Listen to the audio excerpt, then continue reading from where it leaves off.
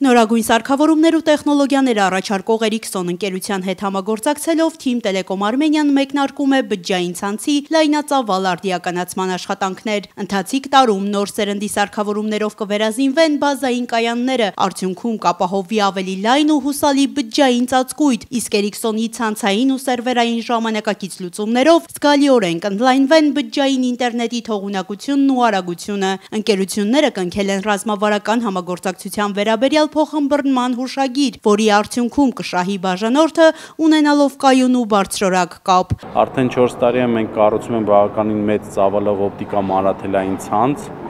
եւ հիմա իրականում եկել է այն ժամանակը, որպեսզի մենք այդ օպտիկա մանրաթելային ցանցի վրա կարողանանք կառուցել իրական լավ ռադիոծածկույթ եւ 4G եւ 5G տեխնոլոգիաների կիրառմամբ։ Իսկ մենք գիտենք, որ Ericsson-ը ռադիոցանցի տեխնոլոգիական առաջատարներից, եթե առաջինը չէ, առաջինների շարքում է եւ հատուկ դրա համար մենք այսօր այստեղ ենք եւ